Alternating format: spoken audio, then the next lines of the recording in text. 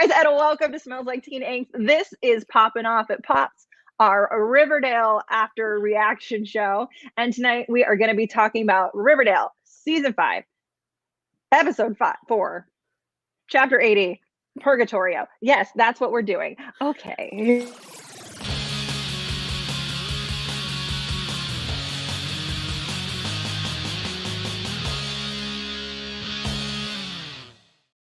Yay! I'm like, so if that wasn't confusing, Season 5, Episode 4, Chapter 80, Purgatorio. That's how we're rolling. All right, ladies. So before we get started, introduce yourselves. Let us all know where we can find you outside of Poppin' Off the Pops. Hi, y'all. I am Jordan. I am at Lambertra, like it is right here on your screen, all over the internet. And when I am not talking about pop culture goodness here on Smells Like Teen Angst, you can find me playing video games and board games and Dungeons and Dragons on twitch.tv/QueueTimes on Tuesday night at 6:30. Keiki and I are in a very fun adventure called Blackness and Dragons. Kiki! Hey y'all! I'm just kidding. Hey guys, I'm Keiki. Life of Keiki. If you want to find me on any other social medias, and you will always see me somewhere around here on Teen Angst, and of course playing Dungeons and Dragons on our amazing campaign with our DM Jordan on Twitch at QueueTimes Tuesdays at 6:30. Join us. Yeah. It's awesome. I'm a big fan of the D&D, and I'm in love with your campaign. And we're only 2 episodes in, so it'll be awesome. Everyone should check it out. I'm just saying, if you missed Griffins and Gargoyles on Riverdale, come get your fix. Mm-hmm. Exactly. So before we get started on this episode, there are a bunch of fan comments and things from last week's episode that I think are worthy of kind of chatting about. People, and I can't believe I didn't talk about this, like everyone appreciated how they used Luke Perry for the graduation with the flashbacks and being able to, see their son graduate. And I was like, how did I not acknowledge that moment? Because it was beautiful. And I remember talking about it when I watched it. So everyone really enjoyed that. A lot of people were not happy with the way the Bughead breakup went. I know we talked about how we kind of appreciated that it didn't go the typical Angst direction. Mm-hmm. It was very fast. I'll give that criticism. It did happen very quickly. Mm-hmm. Yeah. It happened quickly, but it was a necessary breakup to kind of move everything forward and break all the ties. And, I'm just happy to see where everything's going to go moving forward. Start afresh, start anew. And then we didn't talk about this, but someone was very upset, and I want to pull this up. I believe it was this comment. No, that's the Hiram one. Darn it, I didn't screen grab it. About how Archie is just going to drop the bomb on Jughead on the bench about his affair with Betty, and then just get on a bus and leave. I was sorry. Archie behavior. It was very in line with how Archie acts. Yeah. That's our hero, everyone. Our hero doing that. It was kind of in line with how these first 3 episodes have been, very much and something happens and then it's over. And then something happens and then it's over. So, I kind of let it go because I'm we're just trying to move through this and wrap up loose ends, and we don't have time apparently. Right. We have Archie Andrew is the Emmett Cullen of this group. Archie, no. Archie, yes. Archie, don't tell your best friend that you made out with his girlfriend on a bus bench. Archie, before leaving for the army, because that's what we do. Someone else commented on our video, Jimmy Hugh. Are we just gonna ignore that Hiram let Kevin's dad become sheriff again, just like that? Totally out of character. They should have waited until he left town and then have Mr. Keller apply for the position again. And I didn't even think about that. I thought it was fast and Keiki was saying very much move the story along, but it obviously hit a couple viewers nerves a little bit that went down. I agree. I think it was definitely just a plot point to move the story along, but also they did show up at his house in the middle of the night, gangbuster styles. He had just gotten beat up. He didn't want to take another ass whooping. Fair enough. And then I thought, because we all felt that, and a lot of fans, that the Jughead coming back to Pops alone was really mean, and this whole storyline was super mean to him. And this was a comment. Interesting to see how season 1 started Jughead being alone and homeless, and season 4, episode 3 ended with him being alone and homeless. So he got this like weird book ending, right? I know. Yeah. I'm really hurt right now because I didn't put all that together. I didn't and either. I think I need a moment. I know. Like, shout out to you, girl, Alice Kate. Like, she and I have been chatting on Twitter, and she said that, and I was like, girl, can I use this tweet? And she's like, absolutely. So thank you for that comment, because I forgot that. And he is like the saddest Juggy bookend. Oh, I need to go eat a cookie or something. This is miserable. I know. And then our final like little recap moment is we put up the poll on Twitter of whose life are you most excited to catch up on after the 7-year time jump, and Jughead like pulls it out with 41%, with Betty, and then Veronica and Archie kind of pulling up second. And I said comment for anyone else, and no one else cared about anyone else apparently. Because listen, Jughead is everyone's favorite of the main 4, and if he's not your favorite out of the main 4, I have questions. You can just at me at Lambertra, and we can talk this out, because I want to know what you're thinking. Very much so. Explain. Like, how do you not like Jughead? He's the voice of reason. He is probably the most like, I hate to say that he's a Gryffindor, but he's really got that energy of like, let's like do what's right and like fuck shit up. And that's one of the things I love about Jughead. I know, same. So let's jump in to this episode, Purgatorio, chapter 80. Purgatorio. Purgatorio. The Italiano. Pardon. Levioso. Leviosa. Purgatorio. Oh, got it. This episode like alluded to a lot of different things, but we did get confirmation that this series is in current time. Shout out to the creator of Class of 2021. And even they're very still confused. So now I guess, so if nobody knows when this show happens is the thing. No one knows. So if they graduated in 2021, does this mean we're now in the future of like 2028? No, nobody has any clue when this show happens, because in that Entertainment Weekly article that I sent to you guys earlier that you just flashed on the screen, so it says they had a banner that says congratulations class of 2021, and then in this episode Veronica tells her husband it's 2021, Chadwick, women can do what they want to. So like, it's been 7 years, but it's still 2021. Like, nobody knows when this show happens. It's fine. It's a time warp. It's a time warp, okay? Sorry.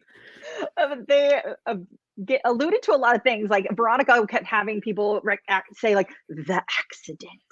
You know, Betty talks about the trash bag killer. And can we just? That's what they named that terrifying chainsaw man. So TKB. I get that alluding to like the BTK killer, but like, how are we going to tackle this episode? Are we going to go character by character? Are we going to go how they like plot line? Like, how are we going to talk about this? You know, let's go character by character, because then we'll come back and I'll hit some overarching things. We'll hit some of that. Okay, let's do that. Because I have thoughts on the whole thing. Who do we want to start with? Who should we start? You know what? I'm going to actually make that call. I'm going to say, let's start with Tony, because I appreciate in this episode, Tony finally feels like a series regular. And I feel like this episode was told through her eyes more than anything, because she's the one telling. She finally feels like a series regular. It finally feels like they're telling it through her eyes. And it finally feels like she's more than just her relationship with Cheryl. And I really think that this is like criticism in action, you know, because the actress who plays Tony, I can't think of her name, but she did say how she felt that she is the only like a Black woman on this show, you know, one of the few women of color. And she was saying how she felt that the storylines that she was given were not doing her abilities or talent justice. And it was a shame to have the one Black woman on the show kind of pushed to the side. And I feel like in this episode, they heard her, they took that criticism and they moved forward to do something better with her. Absolutely. And I love that she was the one to take Archie around. Like when we see her first, he rolls up and goes to Le Bon Nuit, and like her and the serpents have taken over. I love that Fang is in the band, you know. It's not Le Bon Nuit anymore though. I saw the sign White Worm and I was like, that's cool. That's true. White Worm, you're right. I forgot that they changed it. I'm just so used to hearing Le Bon Nuit. Le Bon Nuit.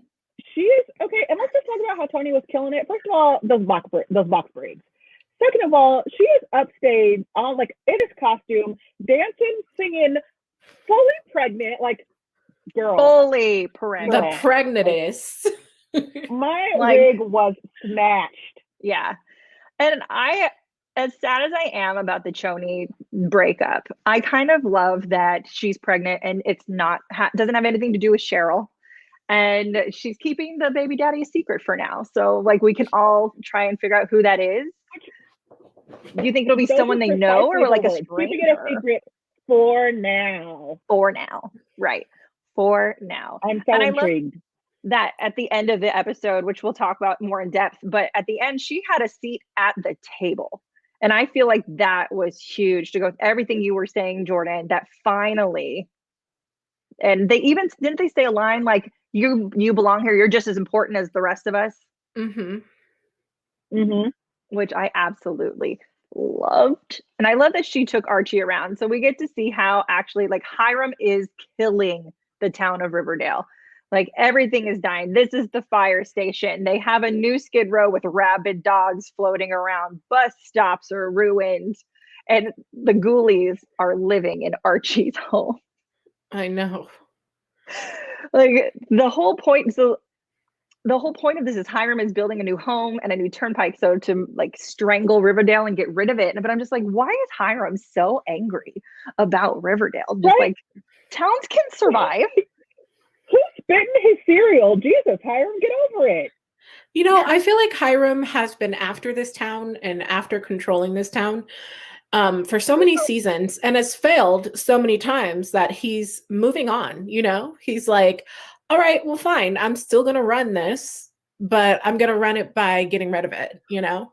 Yeah. It's just like so silly that he wants to strangle it in order to bring back his own town. Like towns can't be next to each other. And whatever. It's fine. Let's jump to, since we're kind of talking Archie. Archie's the one who gets everybody back together. It kind of felt like it, you know, like the very phone much call. like it, the phone call. It was very much, and it's been 7 years. Yeah, it was very much it. Like everyone looks at their phone. So ominous. And can I just say, when Tony was saying, oh, you didn't hear about Pops, I thought that's why you were here. I thought they murdered Pops. Me too. I was losing it. I was like, fuck this show. I was like, Pops is dead? Fuck.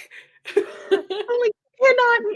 And then I thought for sure that was the mystery that was bringing everybody back to town. And then they're like, Pops retirement party. Totally fine. Not I was like, okay. And that like goes on with like all the like things that they're alluding to. We didn't know Pops wasn't dead. It was just like, oh, you didn't hear about Pops? Oh, I'm pregnant, but I'm not going to tell you my baby daddy. Oh, Veronica was in an accident, but we're not going to really talk about it. You know, like, okay. They're very much planting seeds for the rest of the season, but it's in such a very obvious way. Like, here's this nugget. Here's this nugget. Here's this one too. It'll come back around. We also see that Archie is suffering from PTSD, and so is Betty. So it's kind of like, it's got to be a factor throughout this season. And I'm wondering how they're going to address it. And maybe it's going to be the thing that brings them together.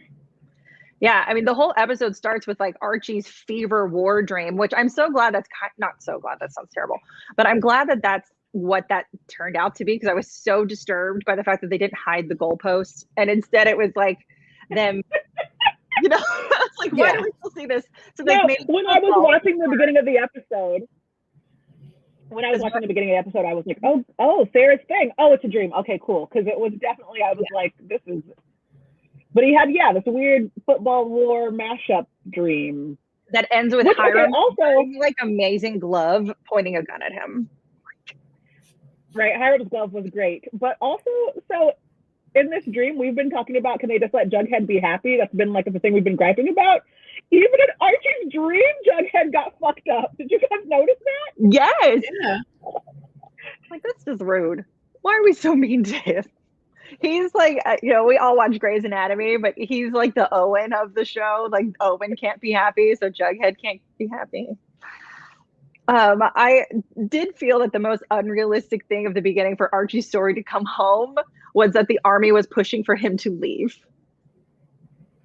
The military doesn't push for anyone to leave. But it would have made more sense to me if he had been like injured and discharged or something like that. It was like, no, you're gonna go run the ROTC back in Riverdale. Bye. Bye. Like now half of our cast works at Riverdale High. Can we talk about that? Yeah. Tony is the counselor. Yes. Archie's ROTC. Tony is the guidance counselor. Kevin's the drama teacher. Like all these 27-year-olds left high school just to go right back. And it happens though. I know quite a few people who we graduated college from who are working at like their childhood elementary schools or middle schools. So, I mean, if you can't do anything like leave Riverdale, maybe you can just teach, I guess. Yeah, can't do teach. But did we know that there was an ROTC program? Is this the first time we're hearing of it? Well, no, they came to recruit, remember? Yeah, but ROTC stays at the school. It's like an after-school club. Yeah. But, I mean, I'm assuming because they had, like, those recruitment officers there for the Navy and for the Army that there was some type of ROTC program. And look at Archie and his handsome uniform that is not of this time. Okay, I'm not even gonna lie. Men in uniform usually do nothing for me, but I was feeling KJ Apa in that like old timey army uniform. He fills it out. He looking. I'll pop it back up just for everyone, just so everyone can see it again. He also got a nice little haircut. I like it. His hair is too pink right now. Like it's not even red. It's like bright orange. It was too much for me in this episode. Don't you talk about Sergeant Andrews like that. Let's move on to Betty real quick. Betty is at Quantico FBI training. She's using her magical skills as, someone who's been around serial killers her whole life and the daughter of one and sister of one. And apparently she didn't call for backup and she went in to get the trash bag killer. TBK. I'm trying to say it so serious and I can't. So one of my favorite things about Riverdale is when they do this and they like mush around names that are like familiar to things that we know in the real world. So like instead of BTK, it's TBK. Instead of Martha's Vineyard, Veronica and Cheddar are going to Marsha's Vineyard. Martha's Vineyard. Helicopter crash on the way to Marsha's Vineyard. Yeah. Like, I appreciate, like, that Betty is living my true crime loving dream, minus the kidnapping, because I don't want that part of it. I'm glad that you brought it up, because really one of my notes was, yo, Betty, just listen to a podcast. Stop trying to solve cases on your off time. You're having nightmares. You're lying to your therapist. Like, girl, we get it. You love true crime. So do I. But, like, just listen to a podcast. Okay, leave work at work, crazy girl. Stay sexy. Don't get murdered, Betty. Don't get murdered, Betty. Like, look at her. I also appreciate, like, she is now not wearing the ponytail all the time. Yeah. They're letting, her look looks good. Mm-hmm. She looks great. Her long hair. Very grown up. Very grown up. I see a grown up now. Mm-hmm. I do too. And I agree with you, Jordan. I like the little nod to like BTK and like TBK. I was just like, we're really just going to call him the trash bag killer. But I get it. They already had initials, okay? They had to fill them out. I mean, that's terrifying though. Like you hear your cat, you open. I know that's not probably what went down. You open the door and there's like bags of body parts. Like what? It reminded me of Dexter, the first couple of seasons, Bayharbor Butcher, when he was just like throwing people over in the ocean. Absolutely. Let's jump to Cheryl. Cheryl's story makes me really sad. Like Cheryl is basically living her life as a recluse. And she is obviously very upset just sitting in the house with Grams because she has full on like bought into, drank the Kool-Aid that her family is cursed. And so she feels like she needs to be alone forever. She and is now plagiarizing paintings? She's replicating paintings, and I feel like we don't know why yet. Yeah. So she makes this really beautiful portrait of Tony. Because Tony has gone to visit her twice now, trying to rekindle their relationship or at least talk. And Cheryl basically rebuffs her both times. So she paints this beautiful portrait of Tony. Tony says, she sent me the portrait and I didn't hear from her again. And we see that the portrait's hanging in the White Worm. And then we flash back to Thornhill. And Nana's like, oh, it's a lovely replica. Can you replicate real photos or Rembrandt? This is going to show up in our D&D game. Sorry, guys. I was honestly surprised that Grandma was still alive 7 years later. That lady is like a roach. Too. I know. Right? She's like, but is she like a witch? Is she like controlling Cheryl or something? Like, can we? I don't know. Because just look how sad she is. She's like, we have never seen Cheryl like this, and I'm just like so heartbroken for her. But just seeing like Grandma dazed out in the chair while Tony is talking to Cheryl and Cheryl's just like painting, I'm like, are we talking to Cheryl, or is Nana like casted a spell on poor Cheryl and now she's like Nana and she's not actually there? I don't know. That scene between her and Tony where like Tony's like, look, my family accepts all the things that you've done.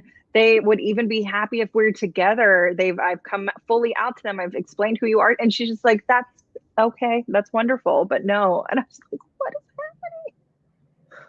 And she's like, she tells her she's pregnant. And she's like, also, she relates the whole really story cool of the Winchester Mansion. Oh yeah, she does. She compares her whole life to Sarah Winchester. And if anyone isn't familiar with the Winchester Mystery House, Google it. It's fascinating. The horror movie got the story mostly right. Like that house is incredible. You can actually visit it when the pandemic's not happening. But she tells the story. Sarah Winchester kept building onto her house because she felt if she slept in the same room twice, she would be like killed by the ghosts. And the story is that's what happened. She ended up sleeping in the same room twice and died. But so the fact that she's comparing, she's like, is that why you've got all the construction going? And it's not just because Hiram wants to buy the maple groves. Like she's kind of lost it. And she's kind of, what is that? Grey Gardens. She's kind of like turned into like this Grey Gardens thing with her grandma. Yeah. Yeah. That's a good comparison. Right? Yeah. And Cheryl's one of my, like, it goes Jughead Cheryl for me. And I'm just like, this face forever will haunt me. Or like tears of sadness. So I'm curious to see. And also, why does Hiram want her maple grove? He wants everything. He wants everything and he wants to ruin everything. He needs the maple groves to build his turnpike. And also, Keiki, props to you because you were correct. Because last week I was like, are we going to flash forward to find what's going on with Reggie and Kevin? And you're like, oh, they'll sprinkle them in. And they did. They did. They sprinkled them in. Reggie is now Hiram Lodge's right-hand man, which kind of doesn't make sense, kind of does. Whatever, we'll go with it. Reggie was also always muscle, though, so it makes sense that he's now in that kind of role where he's being muscled to someone powerful. He did it for Veronica. Why not do it for her dad? Very true. And that's probably how it all went down, too. He's like, Daddy, Reggie needs a job. And that's... Speaking of Veronica is living her best, like Upper East Side life, kind of. She's married to this man, Chadwick Gecko.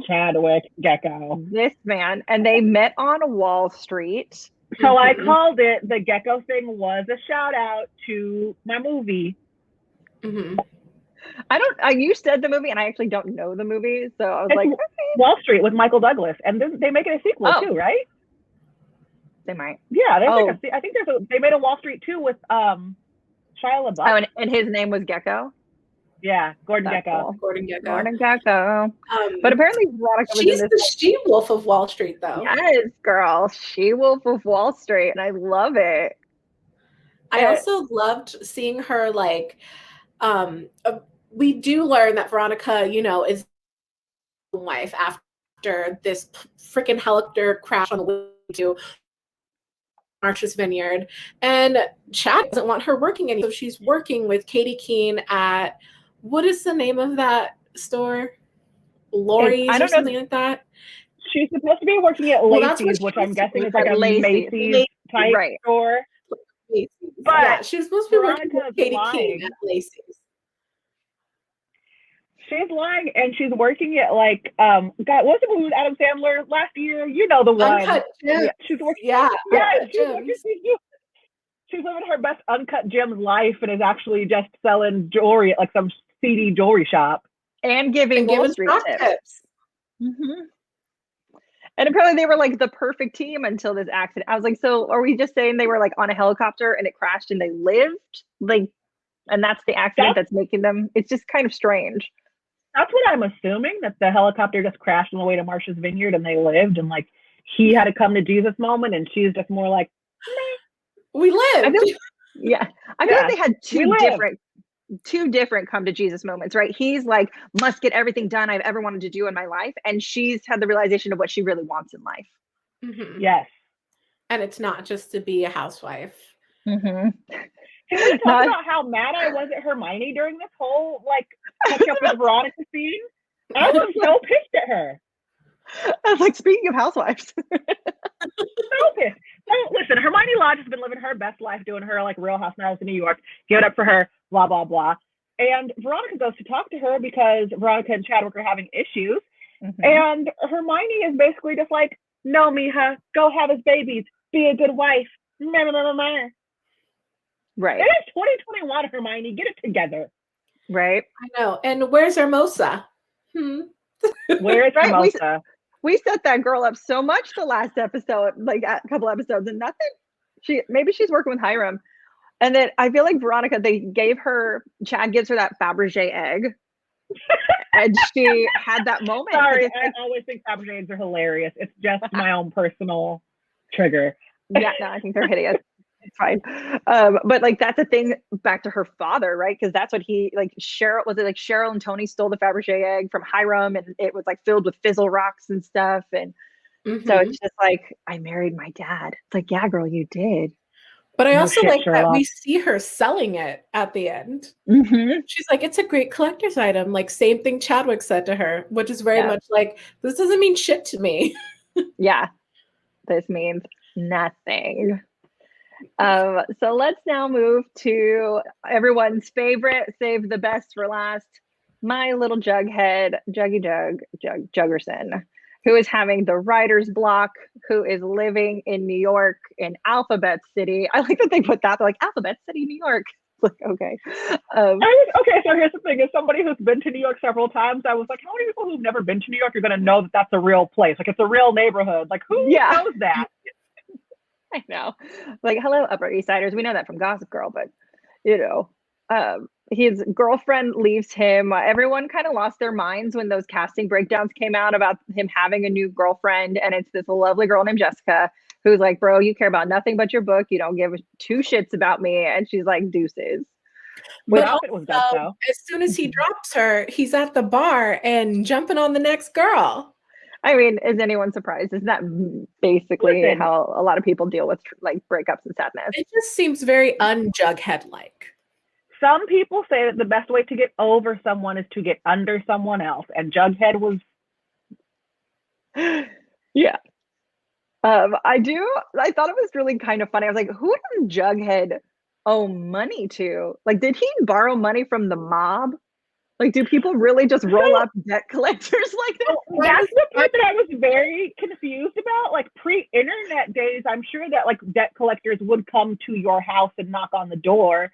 But like now your shit just goes to collections and they call you and email you. So, and on top of that, like they weren't wearing business suits. Like they very much looked like stereotypical mob guys. So like, was Jughead just behind on his bills, or like, does he have a problem? Like a gambling problem? Like a gambling problem or something? Yeah. It is legal to bet on like games in New York, just like it is in Vegas. In Vegas. Mm-hmm. So that could happen. Yeah. Maybe like, he just like borrowed money to cover his bills. I don't know. I have no idea. He had a book deal, so did he really blow it that quickly? Well, this would be his second book deal, which is one thing that doesn't make sense to me. How is he so broke? Because he more than likely would have gotten in advance to write his first book, and then he would be collecting royalties off of his first book, and then he got in advance to write his second book. So, like, Jughead, I know that rent in Alphabet City is expensive. Like, what are you doing, bro? He's just, living his best dad life. Speaking of Alphabet Get City, away. I really appreciated the dark academia aesthetic of his, writer's apartment. For sure. And his big cliffhanger is that he's getting blackmailed by a fan. That girl he picked up in the bar is a super fan. Blackmailed by a stalker. Always something with poor Jughead. Like, do you think he's gonna plagiarize her book though? Because she did just straight up hand him a whole book, and he is on a deadline and owes money. Might be fun. I don't know. He could. I mean, he was so upset about that happening with his grandfather's book. So. Would he go was shaky and stupid though? You don't hand somebody your whole ass book, girl. I know. Right. Even if you are blackmailing them. Even if. So everyone ends up at Pop's. They're all there. Jughead looks miserable. Veronica's like all business. Betty looks slightly uncomfortable but excited to see Archie. Like, it's a very interesting little like not quartet. What's 5? I don't know. Quintet of people.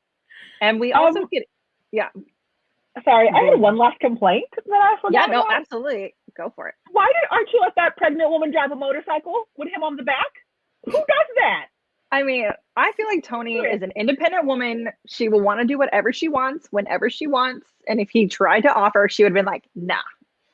She's like full serpent queen now. She's got that bad bee vibe. But she's like legitimized the serpents. They all have jobs. They're truckers now. Like, she's not about that life. She's trying to make them like step up and be good. And she's just out here 17 months pregnant on a motorcycle. Girl, you don't put a helmet over that belly. You gotta put a helmet on that belly. Like, look at Betty's face. She's like, oh, hi, this is only semi-awkward.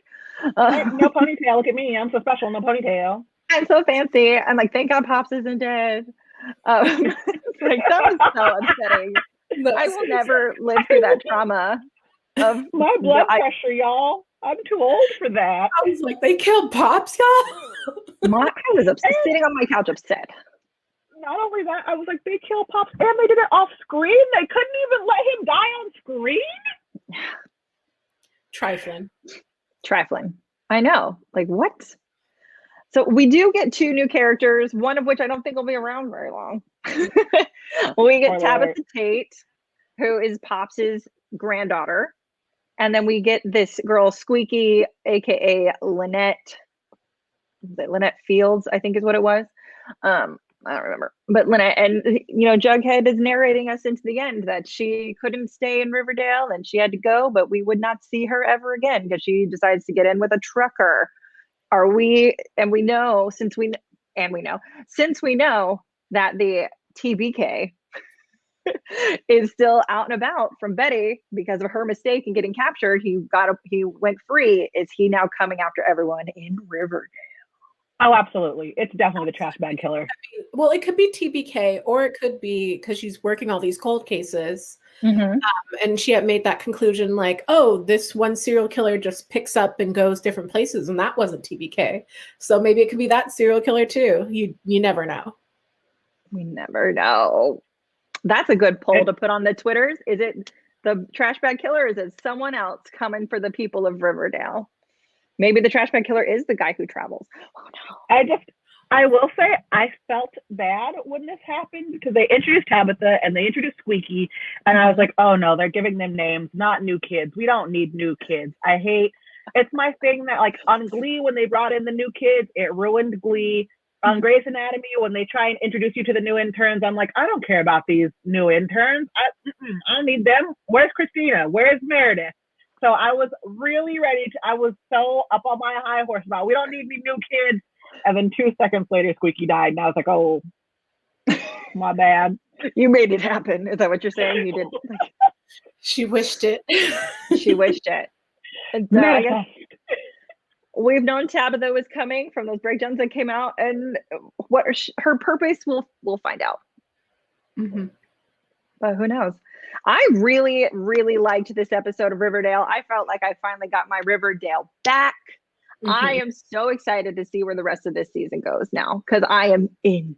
Yeah, this feels like the series premiere I wanted. Mm-hmm. You know, we are totally like in this new life, new setup, new characters, new attributes about our same lovely characters, actually. And I'm really excited to see where things are going.